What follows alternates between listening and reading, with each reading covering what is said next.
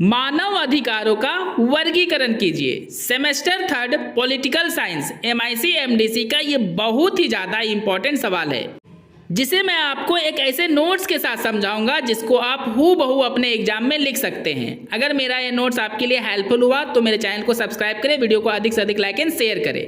चलिए दोस्तों, आंसर को डिस्कस करते हैं। मानव अधिकार वैसे अधिकार होते हैं जो हर व्यक्ति को उसके विकास के लिए देश के संविधान के द्वारा दिए जाते हैं।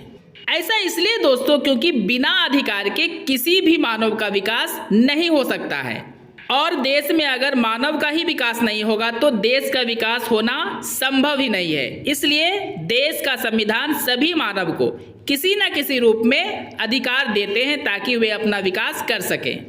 मानव को जो अधिकार दिए गए हैं वे मुख्य रूप से 2 प्रकार के होते हैं। मतलब दोस्तों, जो लोगों को अधिकार दिए गए हैं वो 2 प्रकार के अधिकार हैं। पहला है नकारात्मक अधिकार और दूसरा है सकारात्मक अधिकार। चलिए दोस्तों, पहले नकारात्मक अधिकार को हम लोग डिस्कस करते हैं। ये वैसे अधिकार होते हैं जिसमें राज्य लोगों को उनके अनुसार जीने की आज़ादी देता है, जैसे लोग अपने मन से खुद के विचार प्रकट कर सकते हैं, समाज में स्वतंत्र रूप से रह सकते हैं।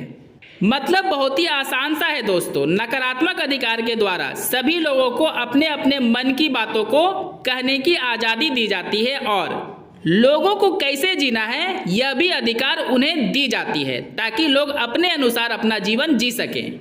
लेकिन अधिकार का यह मतलब बिल्कुल भी नहीं है कि व्यक्ति किसी की हत्या कर सकता है, किसी का अंग भंग कर सकता है या किसी का अपहरण कर सकता है। अगर ऐसा कोई करता है तो कानून उस व्यक्ति को, मतलब ऐसा करने वाले व्यक्ति को उचित सजा देगी। कहने का मतलब सीधा सा है दोस्तों कि अगर हमें आज़ादी मिली है तो दूसरों को भी उसी प्रकार की आज़ादी मिली है, तो हम ऐसा जीवन जिएंगे कि दूसरों को किसी भी प्रकार की समस्या ना हो और ना ही हम किसी के लिए समस्या उत्पन्न करेंगे। अगर ऐसा करेंगे तो नकारात्मक कानून के अनुसार कानून हमें उचित दंड देगी।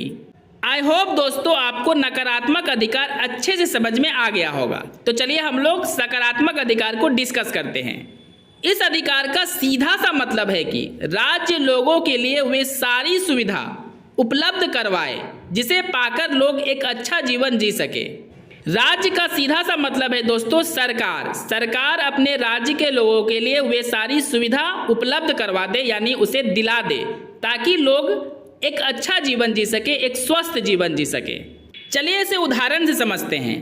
भोजन, कपड़ा, दवाई, घर इत्यादि की उचित व्यवस्था होनी चाहिए और ये सब यानी ये सारी सुविधा लोगों को उनके अधिकार के रूप में मिलनी चाहिए, क्योंकि दोस्तों एक अच्छा जीवन जीने के लिए कपड़ा, भोजन, दवाई और घर तो होनी ही चाहिए, और ये सारा व्यवस्था करने का काम राज्य यानी सरकार की होनी चाहिए। तभी राज्य में रहने वाले नागरिक यानी लोग एक अच्छा और स्वस्थ जीवन जी सकेंगे।